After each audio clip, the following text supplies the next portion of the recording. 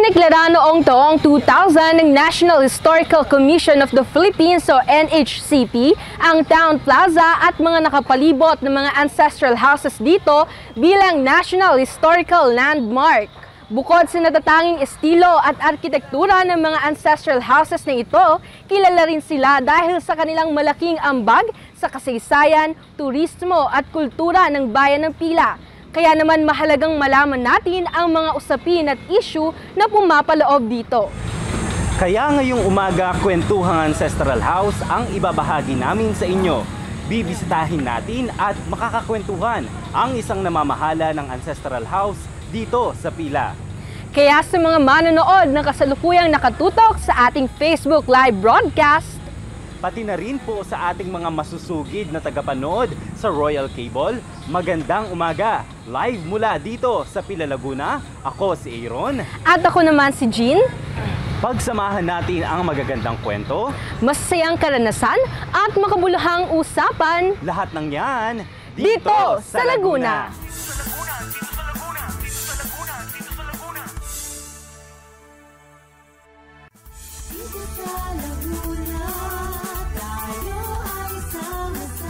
Magandang umaga, Laguna! Narito tayo ngayon sa bayan ng Pila, Laguna. Ngayong araw ay makakakwentuhan natin si Sir Rafi Alava Antonio, na mamahala ng kanilang ancestral house mula sa Pila, Laguna. Magandang araw po, magandang umaga po, Sir Rafi. Morning po, magandang umaga. Ngayon po muna ay pag-uusapan natin yung kasaysayan po ng ancestral house na ito. Una po, kailan po unang itinayo ang bahay nyo na ito? Gaano katagal na po ito? If I can remember, no, based dun sa documents namin, it was built in 1922. So, almost 102 years old na as of this time. And this was made during American time. So, kung mapapansin mo yung bahay, at sa American period, pero Spanish design siya. At ang kaibahan lang kasi sa Spanish house is medyo yung Spanish house, they use natural woods color. When it comes to American, it's the same Spanish type house, pero more on colorful siya, medyo light color. Tawag nila doon is cotton candy color. They like light pink, light blue, beige, anything light color na, gusto nila yung medyo malamig sa mata yung bahay. Sino po ang nagdisenyo po nito ng bahay? Based dun sa namin, it was designed by an architect, one of the relatives din . It's parang Seferino Agra. Who also designed the Pila Municipal Center, no? Yun yung parang nakita namin na nag-design . Kaya very similar lahat halos ng bahay dito sa Pila. We have almost the same design. No? Nagkakaiba-iba lang siyempre sa ng mga owners, pero mostly it's the same design. Ilang henerasyon na po sa inyong pamilya ang tumira dito? Right now, kung aanin ko, nasa third generation lang. Kasi the owner of this house is my grandfather, Dr. Teodoro Rivera Alaba, who was the first doctor here. Then my mom, after my grandparents died, my mom took over to take care of the house, no? So when my mom died in 2009, pinagbilin nila sa amin na, it's about time na you take care of the house also. Siguro, in a way, yun ang inaano na lang namin, kung who will take care of the house after us. Kaya medyo ina-educate din namin yung mga ibang pamangkin namin, mga anak namin, to love the house, kasi that's how you preserve the house . TLC, tender loving care nga. Hindi lang basta may papatao ka sa bahay. Kaya nagde-deteriorate yung iba kasi nakasara, wala namang if you're going to notice the house, it's being loved, it's being clean. Iba yung nasa may malasakit talaga yung naandito, hindi yung kukuha ka ng isang caretaker para linisin lang ang bahay. Kasi iba yung talagang may malasakit, may puso doon sa bahay at mahal na mahal ang bahay. Ano po sa tingin mo ang kahalagahan ng mga ancestral houses katulad po ng sa inyo sa pagkakakilanlan po ng Pila bilang bayang pinagpala at maging sa kasaysayan po nito? So, ang siguro I think the most important aspect of the ancestral house is if you go back to people can see what's the houses were before. So kung makikita mo, the house was medyo presko, medyo because of the high ceilings, big windows, may bentanilla pa, the small window. Kung tinatanawag namin bentanilla, yung mga baba ng bintana. So through yung mga niya, yung mga kalado sa may mga sa rooms, no? So makikita mo na dapat ang architectural design ng houses now is the same. Yun lang ang nakakalungkot sa natin because we are in a tropical weather. Hindi naman tayo nasa America or nasa cold weather. Nasa tropical tayo weather. So sana they should adapt. Kaya sana they should learn the architectural design before, they should adapt it. Yun yung pinakamagandang aspect of the ancestral houses. Sabi nga nila, if you don't know your history, you're bound to fall, di ba? Parang hindi nila, kailangan you should know your history also. And one aspect of history is the ancestral houses. Ngayon naman po, usapang personal na mga karanasan naman po tayo. Mayroon po ba kayong paboritong parte sa bahay na ito? And ano ito at bakit? Siguro one is the altar. That's the one of the hindi naman favorite. It's one of the blessed siguro place that we always take kasi it brings us closer to God as at the same time it reminds me of yung my grandparents, pag orasyon 6 o'clock ganyan, no matter where you are, you have to come here to the house and say yung orasyon, then pray the rosary. Yun yung nun, talagang very strict ang mga matatanda nun. No, walang excuse yun. Pagagalitan ka. But you have to be in the house no matter what. So we know na it's 6 o'clock, you have to rush home. Kasi nag-oorasyon na dito. So that's one of my favorite place also, the altar. And siguro yung dining, no? Yung dining kasi yan very festive yan dahil diyan nagsasama-sama kami, kumain, lahat diyan masaya. And syempre of course yung bed where I stay, where I sleep. Paano mo naman po may ugnay ang bahay na ito sa iyong sarili at sa inyong pagkakakilanlan o pinagmulan? Well, siguro I can relate myself to this house because unang-una I love old things.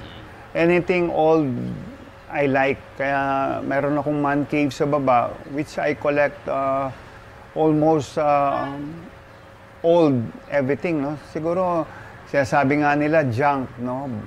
Sabi ko one man's junk is another man's treasure. So sabi ko kaya and not only that, no? Kaya siguro medyo siguro parang old soul nga ako, parang sinasabi nga makamatanda ako Yun yung siguro this is how I relate myself, no? When it comes to the I love all things. It's the good thing. Yun yung parang inimpute ko sa aking mga bata, no? Sa mga aking mga anak na it's very hard to look for all things that is will last for lifetime, no? Ano naman po yung sa tingin mong challenging na aspeto sa pamamahala ng ancestral house? like what I said kanina, aside from maintenance, it should have tender loving care, no? Siguro lahat masasabi ko yon dahil iba yung pagmamalasakit ng yung puso mo na sa bahay also eh. Hindi porket yung basta, hindi, yung caretaker na lang maglilinis niyan or what, no. You have to do it yourself. Kasi ang caretaker, makikita mo lang yung pinunasan, yung nakikita. Pero yung mga hindi nakikita, yun yung gagawin mo. And one thing more, yung sacrifice also na titingnan mo ano bang kailangan gawin o kailangan i-maintain, diba?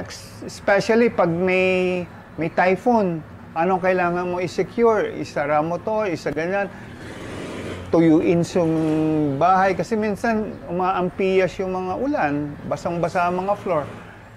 Kung caretaker yan, baka hayaan na lang bumaha dyan o hayaan na. Iba yung talagang pagmamalasakit kung yung ano mo, ikaw yung talagang yung mismong ang kamag-anak o yung may-ari ang talagang naglilinis ng bahay. Ngayon po, ano naman po sa tingin nyo yung pinaka-rewarding sa pamamahala po nito? Siyempre, of course, ang pinaka-rewarding niyan, you cannot accept the fact that it brings back memories. Yun yung pinaka-ano doon It brings back memories of your grandparents. At the same time, it brings back memories of the happy days in this house. And siguro yun yung pinaka-ano ko, wow, swerte ko na sinasabi ko na nga sa sarili ko and you know, sa aking family na sabi ko nga, ako na lang ang titira kasi among we're 5 siblings, no, namatay na isa, so we're 4. Sabi ko na lang during the pandemic na instead of may caretaker dito or what, sabi ko, I'm planning to stay na lang here kasi iba yung feeling ng, you know, of yung pagmamalasakit sa bahay itself. Lalong-lalo na it came from your grandparents. Tapos after my grandparents, my mom took care of it. Siyempre yung dapat ang ano doon yung pagmamalasakit Hindi yun yung parang ano lang parang hinand lang sa'yo or what Kailangan may pagmamalasakit din Hindi yung pwedeng sabihin mo lang, hindi, ano lang, kaya namin yan, linisin lang. Hindi, basta linis yan You have to put your heart on it. Yun yung ano doon pinaka-importante doon. And siguro pinakamaganda dyan is you reminisce the past, no? Na siguro, ganito pala ang buhay rito. Yun yung, I can feel that, no? Yung parang simple living, simple, yung mga presko and everything, parang saan ka pa hanap? So, we're really lucky that we have this ancestral house which is open for our relatives, no? Kasi siyempre, somebody should take care of it. Kami naman yon. So, this is open for our relatives to see yung mga natin, dito tayo, para it can bring back memories of the past of our grandparents, no? How they took care of us during summer, dito kasi kami. Una pa lang yan sa kwentuhan natin with Sir Rafi Alaba patungkol sa mga ancestral house dito sa Pila, Laguna, partikular na itong ancestral house na kanilang pinamamahalaanan. Magbabalik po tayong muli.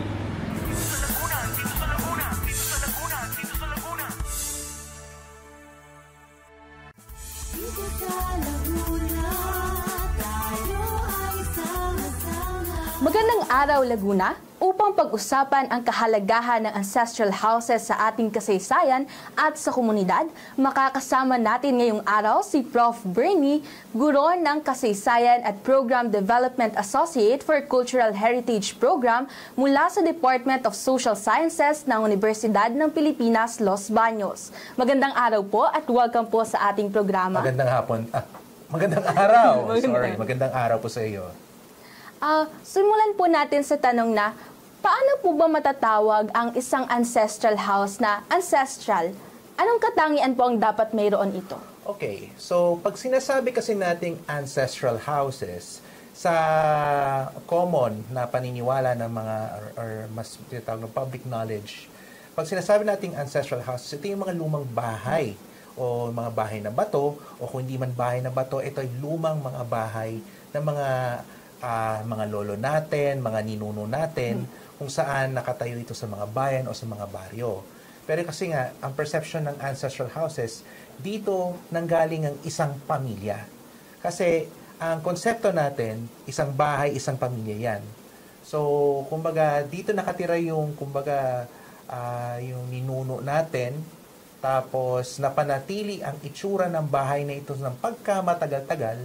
So, parang natatawag siyang heritage house or ancestral house kasi napamana siya mula sa nakaraang henerasyon patungo doon sa kasalukuyang henerasyon at maaaring hanggang sa mga susunod na henerasyon. Ano naman po kaya ang pangkaraniwang nakaiimpluwensya sa estilo o arkitektura ng mga sinaunang bahay na ito?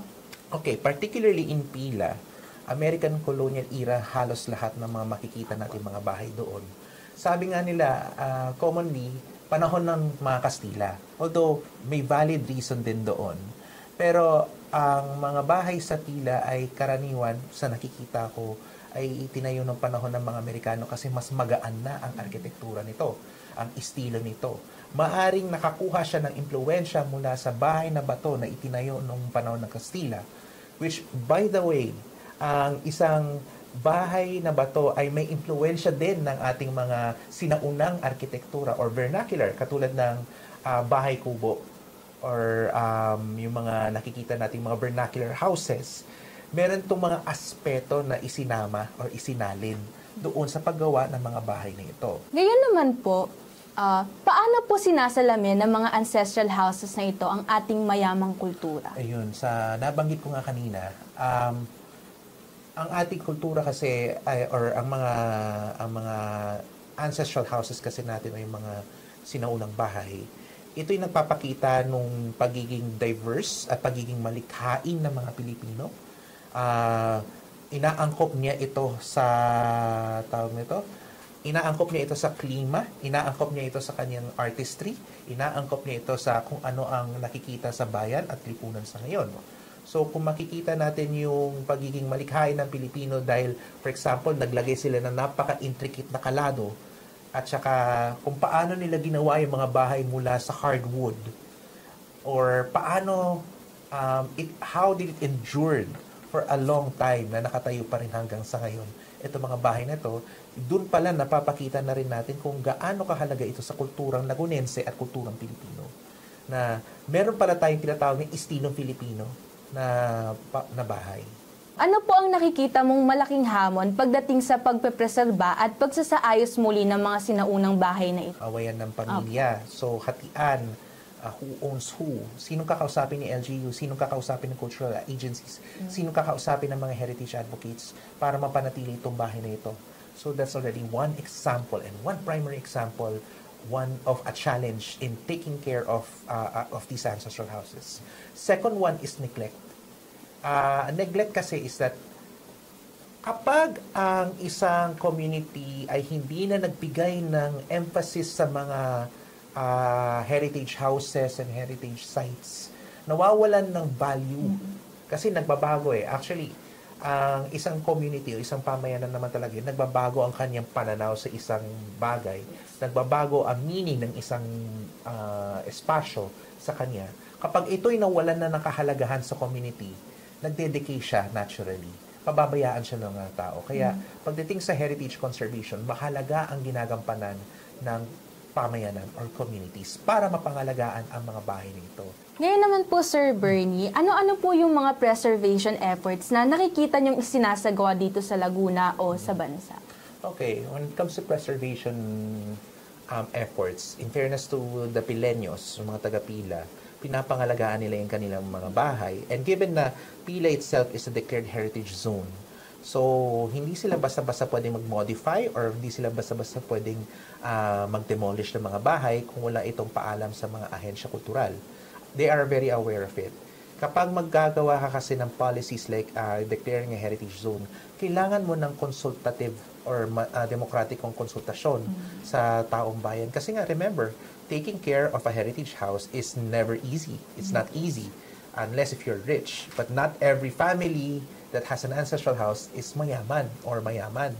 So, effort yun.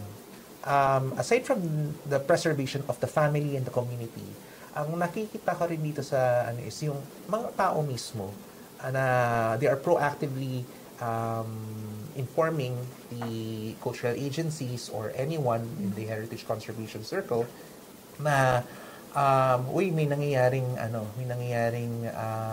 ganitong pagdedemolition. Like, let's say what happened. Ito, it's already in public. Santa Rosa issue wherein the heritage conservation advocates were sounding the alarm doon sa pagkakatayo ng isang fast food restaurant doon na kamakailan lang nagkaroon ng groundbreaking. So, they informed the cultural agencies, they informed everyone or each and everyone na sandali lang, sana in-inform ka agad na gawin itong due process na ito.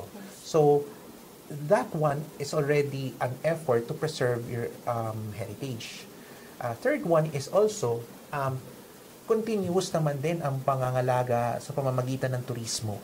So, turismo is already a way for us to appreciate our cultural sites from an outsider's lens. So, makikita natin dito na hindi mo na pala kailangan punta pa ng Ilocos or ng Batangas. Meron din pala tayo dito sa Laguna na nakikita natin itong mga heritage houses na nagpapakita ng isang pamumuhay ng mga Lagunenses. May mga nakita po ba kayong pagbabago pagdating sa disenyo o di kaya ay arkitektura ng mga ancestral house noon at ngayon? Siyempre, nag-evolve din naman ang ating arkitektura or disenyo. Particularly after the war, pumunta tayo sa mas simple na disenyo, tinatawag nating mga istilong international style, mga bungalow na nakikita natin dito. In fact, in UP Los Baños, we can clearly demonstrate a post-war architecture dito sa taas sa UPCO. So, ganun yung mga bungalow. At the same time, meron ding mga lugar sa Laguna na nakaranas din ng explosion ng urbanization or pag-urbanize. So, yung mga subdivisions is already an evolution of a particular architectural style. However, kung makikita kasi natin tayo, babalik na naman tayo sa ancestral houses natin, ang ikinaganda ng mga sinaunang bahay or ng mga heritage houses natin is naaangkop siya sa pantropikong klima ng ating bayan kasi mataas ng mga kisame, meron mga kalado, meron din tayo nakikitang mga mas mataas siya kaysa sa silong. So, meron siyang aspeto na hindi mo kailangan ng air conditioning. Yes. Talagang nakaakma siya sa panahon nung wala pa tayong aircon, ika nga. As compared to our houses right now na required tayo mag-aircon kasi nga mainit at hindi na umihinga yung ating mga bahay. At yan lamang po muna sa ngayon at magbabalik pa tayo pagkatapos ng ilang sandali.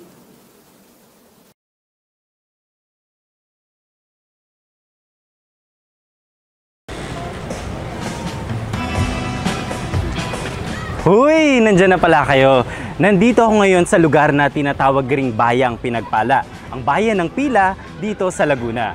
Bukod sa mga ancestral houses nito, pinagpala rin ang bayan sa isang importanteng simbahan, ang National Shrine of San Antonio de Padua. Ito nasa aking likuran.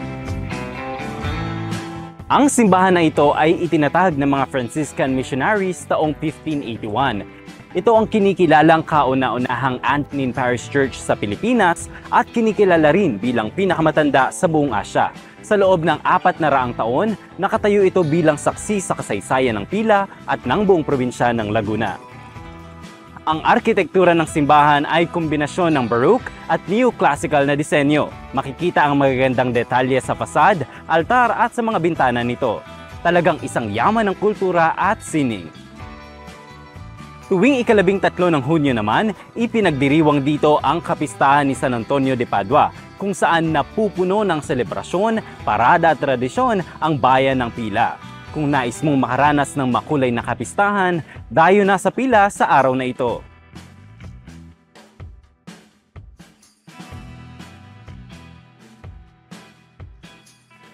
Kaya sa susunod na magtungo kayo sa Laguna, huwag kalilimutang bisitahin ang National Shrine of San Antonio de Padua.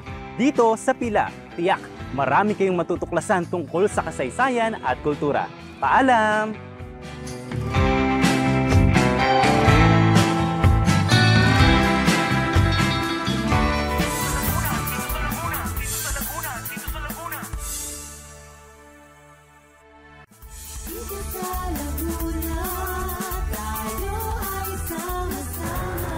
Nagbabalik tayong muli sa ating programa ngayon. Kwentuhang materyales, preserbasyon at maintenance naman tayo. Sir Rafi, may mga materyales po ba na ginamit sa bahay na ito na hindi na matatagpuan ngayon sa mga modernong bahay? Ano po yung mga materyales na ito? Actually, marami. Kasi yung mga haligi ng bahay natin, it's made of yakal, no?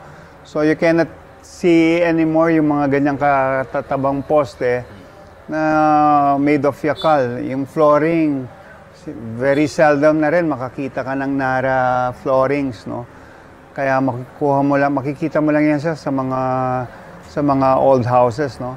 And of course, yung mga bintana na ganyan, nakikita mo may mga intricate designs, mga kalado. Very seldom na makikita mo yan sa mga modern houses because wala nang mga skilled worker na gumagawa ng mga ganyan, no? It was handly carved, no?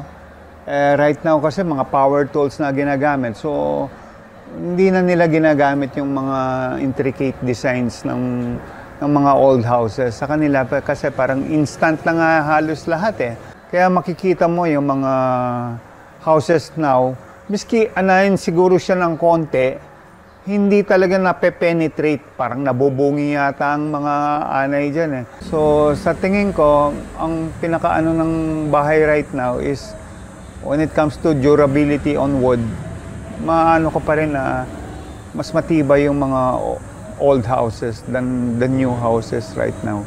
Nagkaroon na po ba ito ng major renovation o restoration sa mga nakalipas na taon? Kung ano po yung mga naging sanhi nung renovation or restoration na ito? Actually, ang maganda dito sa bahay na ito, it was repainted lang, no? Kumbaga, renovation, we didn't renovate anything in here. Kung ano yung nakita mo noong 1922, siguro you will see it right now. Yun pa rin yun.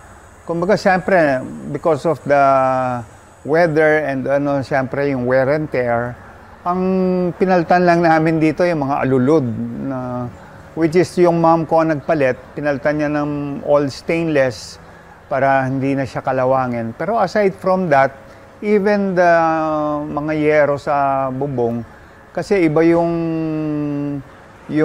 steel before eh, iba yung mga yero eh. Pwede mong tapakan, pwede ganong katibay, ganong kakapal. When you buy a yero right now, hindi mo nga matapakan, lumulubog eh. Lumulubog yung paa mo eh. So, yun yung siguro maano ko rito na talagang we don't have any, in this house I don't know with other houses, siguro ang aking makasasabi na in this house, properly maintained siya kasi ganun yung ginawa talaga ng mom ko eh. Kasi nung buhay pa mga lola at lolo ko, my mom was the one taking care of the house, no. So she make it a point na talagang mapaanay siya, maintenance, tapos kung meron konting sira, talagang pinagagawa niya kaagad. Kaya we're so lucky on our generation. Hindi kami masyadong naghihirap sa mga maintenance. Hindi sinasabi, yung mga nagsasabi nga ng iba, parang, ang hirap naman i-maintain yan. Parang, siguro sa inyo, kasi baka yung inyo, pinabayaan nyo, tapos ngayon nyo mini-maintain. Ang maganda dito sa amin kasi, when my mom took over of the management of the house, talagang, yun na nga, may pagmamahal. Kaya tumagal yung bahay. until now, yun lang pinagbilin sa amin ng mami namin, take care of the house, take care of the house. So hanggang ngayon, parang yun yung ini-instill namin sa aming mga anak na pag nawala naman kami, we're passing the hat to you to take care of the house, to love the house. Ano po sa tingin nyo ang mahalagang dapat tandaan pagdating sa pagpepreserba ng mga ancestral houses na ito? Siyempre, first and foremost, no? Yun nga, kailangan may malasakit ka sa bahay, may pagmamahal ka sa bahay, aside from yung, siyempre, yung daily maintenance ng anay treatment, tapos pagpapalinis ng bahay, no? So, ginagawa naman namin yan immaculately. So, meron kaming, even kami lang ng wife ko ang namamahala dito, we make it a point to have parang people to help us clean this, no? So weekly meron naman pumupunta rito para mag-floor wax, para maglinis, para mag-vacuum. Kasi I can do things na siguro walis-walis every day. Pero hindi ko naman mga agyo, mga it has to be also cleaned by some helpers outside. So yung kailangan lang naman, kailangan properly cleaned yung house.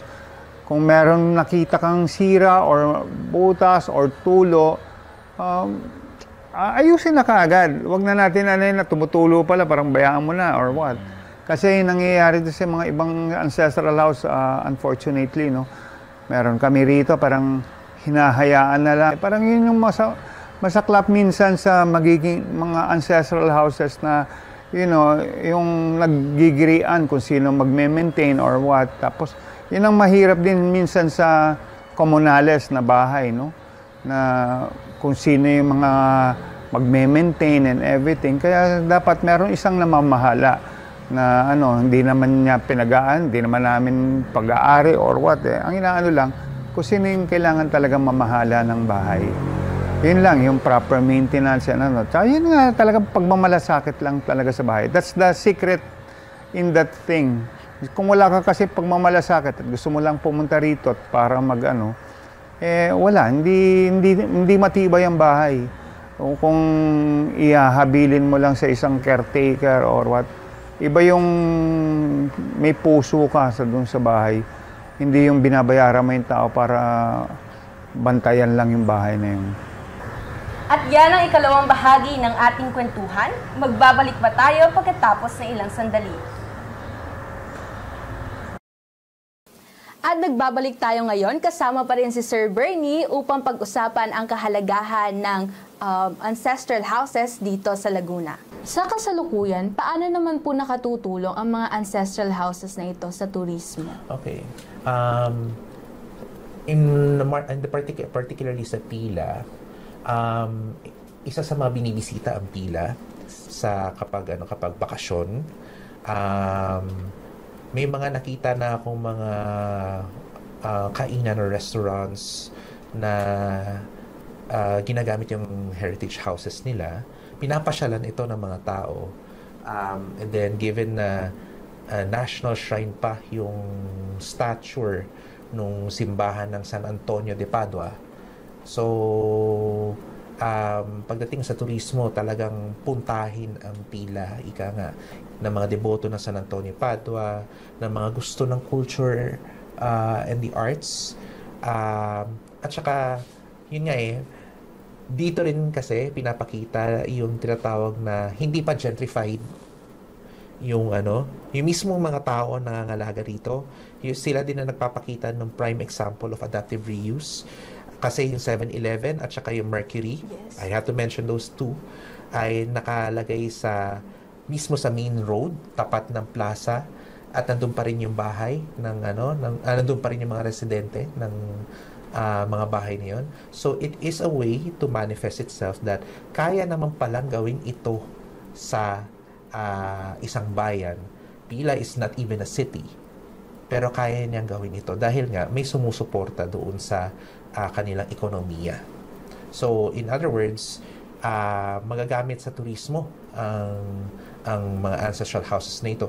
Hindi lamang na para i-appreciate din ang kagandahan at saka yung pagiging malikain, kundi para na rin maging kabuhayan ng mga taga-Pila as well. May mga nakita po ba kayong pagbabago pagdating sa disenyo o di kaya ay arkitektura ng mga ancestral house noon at ngayon? Siyempre, nag-evolve din naman ang ating arkitektura o disenyo. Particularly after the war, pumunta tayo sa mas simple na disenyo, tinatawag nating mga istilong international style, mga bungalow na nakikita natin dito. In fact, in UP Los Baños, we can clearly demonstrate a post-war architecture dito sa taas sa UPCO. So, ganun yung mga bungalow. At the same time, meron ding mga lugar sa Laguna na nakaranas din ng explosion ng urbanization or pag-urbanize. So, yung mga subdivisions is already an evolution of a particular architectural style. However, kung makikita kasi natin tayo, babalik na naman tayo sa ancestral houses natin, ang ikinaganda ng mga sinaunang bahay or ng mga heritage houses natin is naaangkop siya sa pantropikong klima ng ating bayan kasi mataas ng mga kisame, meron mga kalado, meron din tayo nakikitang mga mas mataas siya kaysa sa silong. So, meron siyang aspeto na hindi mo kailangan ng air conditioning. Yes. Talagang nakaakma siya sa panahon nung wala pa tayong aircon, ika nga. As compared to our houses right now na required tayo mag-aircon kasi nga mainit at hindi na umihinga yung ating mga bahay. So, siguro kung mabibigyan ko din ng particular na mga pagbabago din sa bahay, dati residential ang mga ito, may mga ibang mga ancestral houses na naging commercial na in nature. Ito ang tinatawag nating adaptive reuse sa jargon ng heritage conservation. Anong ibig sabihin natin ng adaptive reuse? Ibig sabihin, kapag ang isang bahay o isang heritage site ay, kumbaga dati itong ospital or dati itong bahay na tinutuluyan ng pamilya at ang pamilya ay wala na roon, maaari itong gamitin bilang isang may panibagong gamit siya, ika nga. So, marami tayong mga examples nito kasi sa ibang mga bahagi ng bayan. For example, sa Pila, yung dating all residential na mga houses na makikita mo doon, sa baba, sa silong, sa kanila yan, sa pamilya, sa taas, pamilya din. Ngayon, ultimo pati ang mga nandoon sa baba ay ginagamit for commercial uses. Kaya may isang parmasya doon sa tapat ng plaza ng Pila na makikita na residential pa rin yun sa taas ng pamilya. Pero yung baba, ginamit na bilang komersyo. Ito ay makikita natin sa mga Southeast Asian na mga cities and towns. Ang tawag kasi nila dito sa termino na ito ay shop houses. Residential commercial. Kaya pupunta tayo hindi lang sa Pila, kundi pati rin sa Bigan. Akala nila kasi na ang bahay na bato ng Bigan ay all residential lang ito. Pero in nature, ang Cali Crisologo bilang sentro komersyo ng lungsod ng Bigan ay ang kanilang silong, dito ginaganap ang mga transaksyong pangnegosyo. Ginagawa nilang opisina at ginagawa nilang transaksyon para sa mga kanilang mga magsasaka at iba pa. At ang taas ay nananatili para sa mga pamilya o residential spaces. So, yun yung nakikita natin ngayon sa Pila ng mga ganun din nakikita natin yung pagbabago sa Pila at hindi lamang sa Pila, kundi pati rin sa Pagsanhan. Marami ding ancestral houses din sa Pagsanhan na dati residential, ginawang commercial. At least nakikita natin na hindi siya kinakatakutan. Meron din pala siyang pwedeng paggamitan maliban sa pagiging residential. Ayun. Ayun po. Ano naman po ang ibinibigay o maaaring maibigay ng mga ancestral houses na ito sa mga mamamayan at sa komunidad? Okay. So, yun nga, as I have mentioned earlier, maaaring ito pwedeng anihin sa turismo, maaaring gamitin ito sa adaptive reuse, maaari pa rin ito maging isang bahay ng mga pamilya, depende sa pamilya na nagmamay-ari nito o di kaya ay sa pamahalaan o di kaya sa kung sino man ang nag-handle ng mga heritage houses na ito. So nasabi ko nga kanina, kapag tayo gagamit ng adaptive reuse, yung mga lumang bahay, imbis sa sirain, tibagin at gibain, pwede naman itong gamitin sa mas panibagong paraan, o di kaya ay pwede siyang gamitin pang komersyo, o di kaya pwede siyang gamitin pang opisina, o di kaya ay gamitin siya pang hotel or bread and breakfast. Depende sa magiging desisyon ng mga may-ari.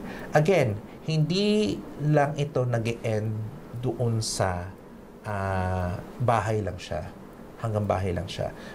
Marami rin tayong pwedeng gawin. Kaya nga pinopromote ang adaptive reuse sa isang bahay na luma para at least meron kang pera na pang-maintain doon sa bahay. Because again, mahirap mag-maintain ng isang lumang bahay. Huling question naman po. Paano po natin mapapanatili ang relevance ng mga ancestral houses na ito sa hinaharap? Alright, paano ba natin mapapanatili ang relevance sa mga ancestral houses natin or even heritage sites natin dito sa hinaharap? Unang-una sa lahat, manggagaling ulit ito sa community. Kaya nagkakaroon tayo ng mga cultural mapping projects na ini-implement hindi lamang ng ahensya kultural, kundi pati na rin sa mga akademiko or mga academic institutions at iba pa, non-governmental organizations and other organizations, is para magawa natin or ma-build natin ng capacity ang mga kababayan natin, ang mga nasa laylayan ng lipunan, na mahalaga din ang cultural heritage, mahalaga din ang heritage.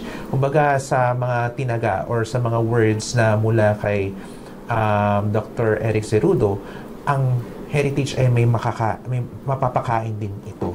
So may mga perspectives, paano ba natin mapapanatili yung relevance? For example, pwede tayong gumamit ng adaptive reuse na paraan. Ito yung pagbibigay ng panibagong buhay sa isang bahay o sa isang establishment. Kasi sa pamamagitan ng adaptive reuse, makikita din natin dito na pwedeng gamitin ng espasyong luma sa mas makabagong paraan.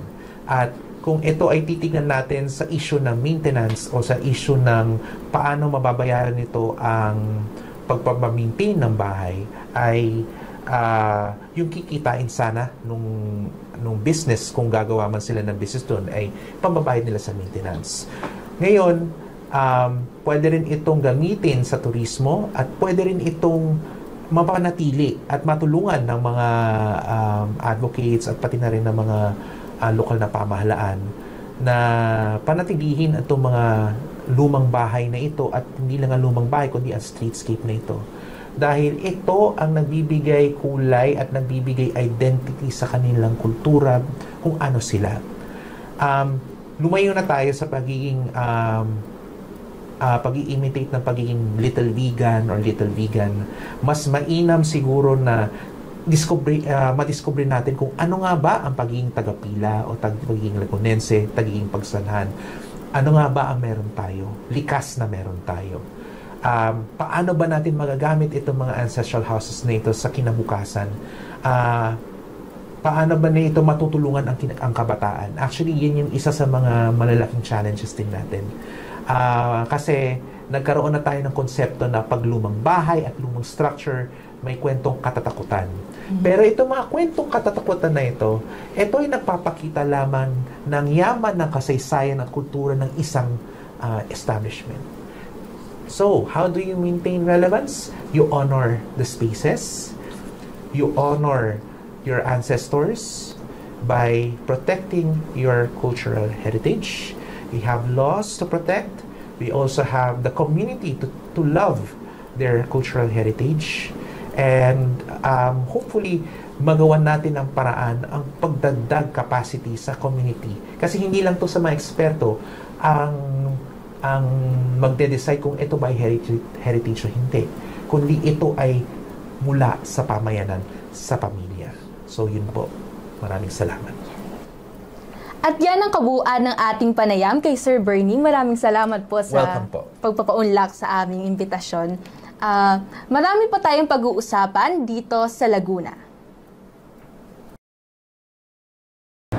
At nagbabalik tayo ngayon sa ating programa. Kasama pa rin natin si Sir Raffy Alava Antonio at kwentuhang pagsubok at suporta naman tayo ngayon.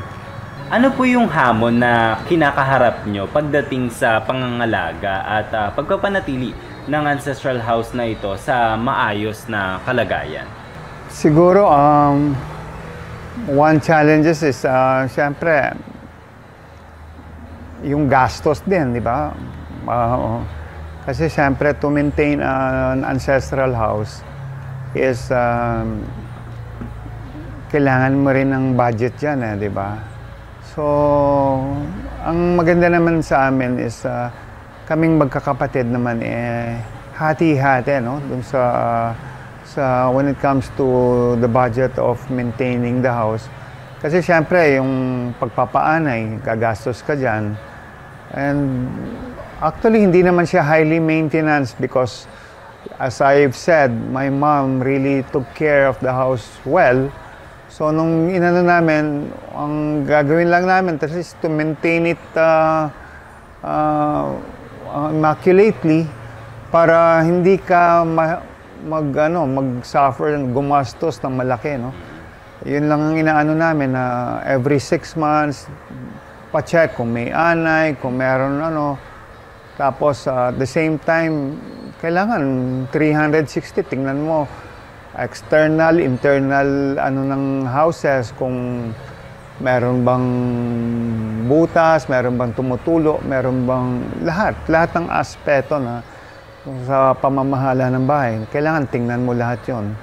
So, yun yung mga challenges, no? Pero aside from that, pag naman, it's really not a challenge, no? If you put your heart on the house, no? Kasi it's part of you, eh. So, I don't really feel challenged, no? Ang ko lang is, masarap yung pakiramdam na, na nakikita mo yung bahay na properly maintained. Kaya medyo naman ako na, wow, sabi niya, you still, is livable. Parang kasi yung ibang houses, medyo ko lang na, hindi naman sinaano ko yung mga ibang ancestral house kasi it was really made for museum na. So, hindi ko naman inaano kasi siguro for their maintenance, no? For the maintenance of the house, kailangan siguro ng income ng bahay. Kaya minsan binubuksan nila for public, for museum. Siguro, I don't know. Kami naman dito na as much as possible, kung kinakaya namin, kayanin namin yung gastos. Kasi mahirap na magpapasok ka ng maraming tao every day or gawing museum. Doon nagdi-deteriorate ang bahay. Kasi siyempre, biro mo yung wear and tear na papasok ang mga maraming tao dyan every day. So sa tingin ko, yun yung parang pinakaano doon. Yung challenges itself, well, it's minimal and at the same time, magandang naman na we're here because we love the house, not for the challenges. Ngayong napag-usapan po natin yung pang-pinansyal na aspeto ng pangangalaga nitong ancestral house. Sino-sino po ano yung mga ahensya o organisasyon o mga grupo ang tumutulong o sumusuporta sa inyo sa pangangalaga nito if meron man po? Unfortunately, sabi nga nila, tumutulong ba ang gobyerno para ma-maintain yung mga bahay na ganyan? Kasi alam namin, medyo magastos. So, medyo, actually, meron na yata mga batas na sa mga national heritage houses, no, dapat meron lang ang support ang government. Pero, unfortunately, here in Pila, dito, I don't know in other place, here in Pila, we don't have that kind of support in the government. Sana, magkaroon. Kasi, our town was declared National Heritage Landmark noong 2000, in year 2000. So, ang inaano ko lang is, hindi naman yung support, full support, no? Sana man lang is, the LGU will make, parang will help a little, no? Kumbaga, subsidize ng konti siguro or what.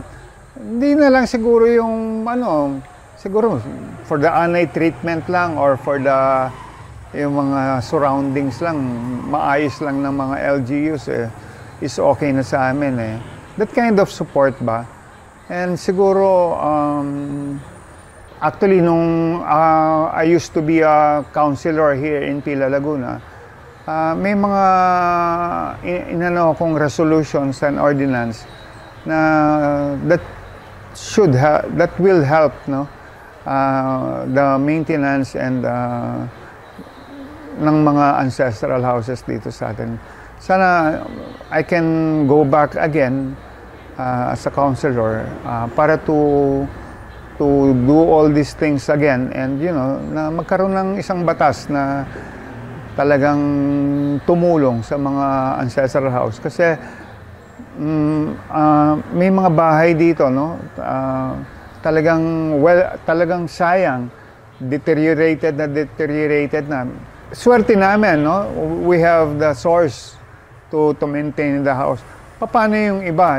Kasi minsan mayroong mga families na you cannot afford to maintain the house anymore. May mga mapapansin nyo dito sa amin na bakit bulok na to, bakit ganyan ang itsura na niyan. Well, siyempre hindi na natin masisi yung mga other generations, yung mga younger generation na siguro yung iba wala naman silang pakialam na. Yun nga yung sinasabi ko kailangan meron kang pagmamalasakit talaga Hindi naman sa walang pakialam. Siguro parang sa kanila it's an extra expense, no? That's where the government should come in. Hindi naman kailangan kung kaya naman ng mga owners or ng mga namamahala ng bahay na to take care of the house, why not? Pero ang akin lang, dun sa mga hindi kaya, kasi makikita mo naman yung income, kung may income or what yung kung indigent na or that's where the government should come in. Hindi ko naman sinasabi na siyempre most of the houses here are meron namang source of income yung mga na namamahala. Ang inaano ko lang, yung mga houses na hindi kayang mag-maintain na house, sana yun ang tulungan ng gobyerno. Ngayon naman po, pag-usapan naman po natin yung mga future plans nyo pa para sa ancestral house na itong inyong pinamamahalaanan. Ano po yung plano nyo pang gawin sa ancestral house na ito? Well, for sure, right now, siguro, kasi we should adapt the society, yung norms ng society right now.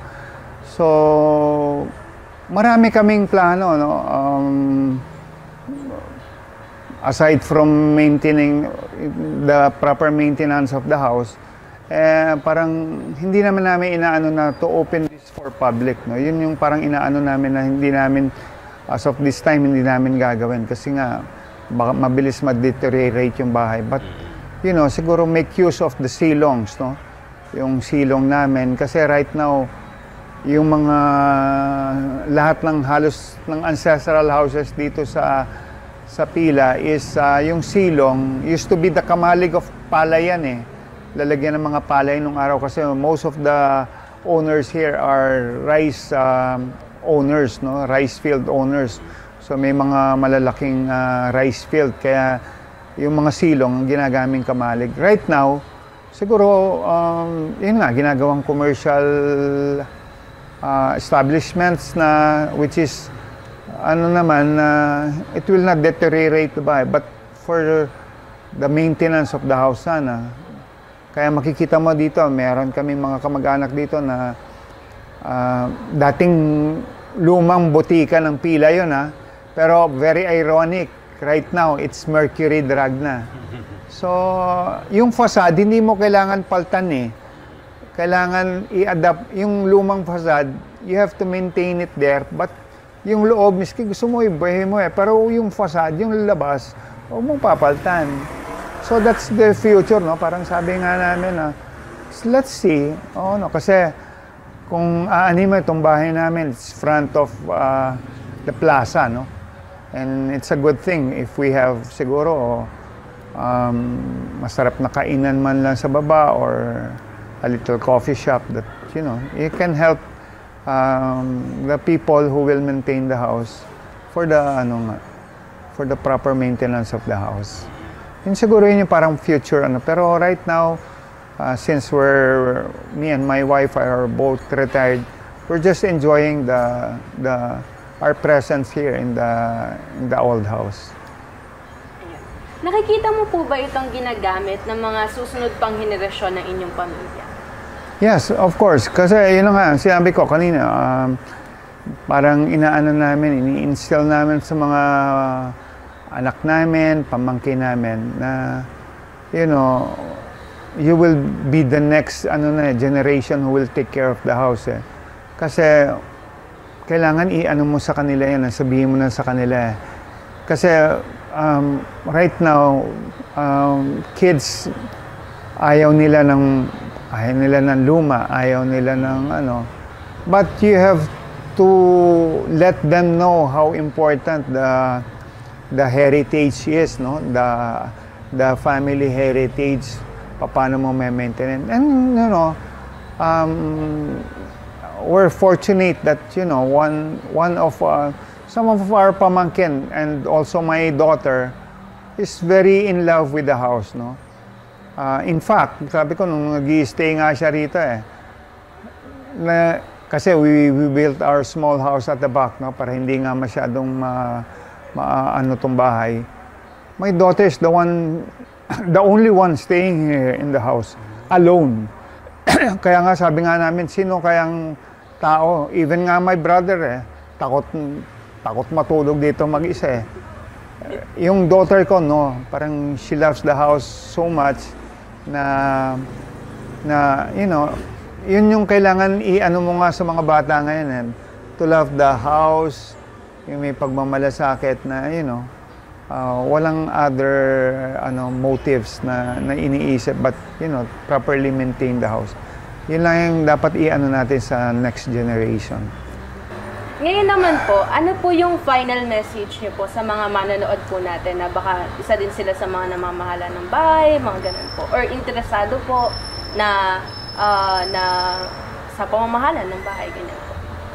Well, siguro ang aking message lang is, if they have ancestral house or if they're going to maintain an ancestral house, make sure na your heart is in the house also. Hindi lang naman to isang bagay o isang gamit na, na basta linis, okay na, You should put heart. What I mean is, pag may typhoon naman or what, make sure na you secure things, you secure everything. Kasi kailangan talaga ng may pagmamalasakit Hindi lang basta mag-maintain, And siguro yung ko doon is, kailangan talagang mahal na mahal nila yung ginagawa nila. Like for me, mahal na mahal ko yung ginagawa ko. Kasi if you love what you're doing, if you have the passion on doing it, it will ease all the problems. Yung sinasabi nyo na struggles, yung mga sinasabi nyo mga challenges, mawawala lahat yun Kasi if you put your heart and soul into it, parang everything will be okay And syempre, lastly, always be prayerful, always cling into God, kasi wala naman all of this or nothing without God. All of this are all material things and we will just leave this in the world, Hindi naman natin to madadala sa langit or kung mas masaga kung pumunta ka ng langit. Hindi naman natin ibig sabihin madadala to sa hukay. So ang pinakaano niyan is to instill younger generations to love their heritage. Not only the house, to love the heritage itself.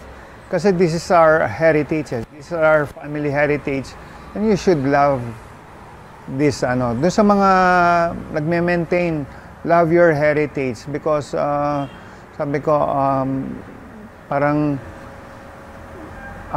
if you don't know your history, if you don't know your heritage, you're like a tree without a root. Yun lang yun. Ayun po, maraming salamat po, Sir Rafi. Dito na nga nagtatapos ang ating kwentuhan patungkol sa Ancestral House at sa pamamahala nito with Sir Rafi Alava. Maraming pong salamat. Salamat po. Welcome.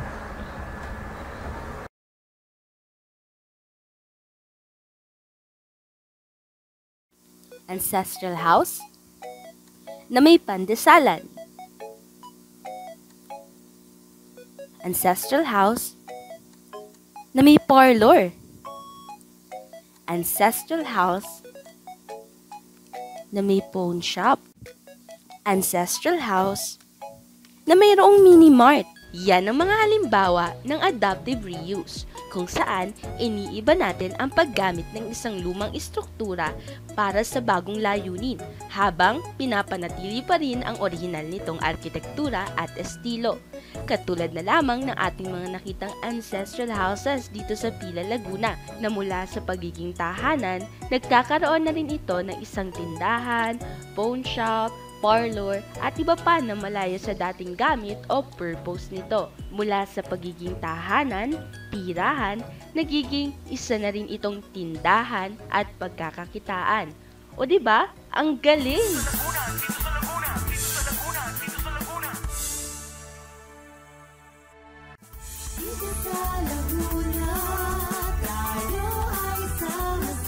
Alam mo, Jean, sobrang dami kong natutunan mula kay Sir Alava.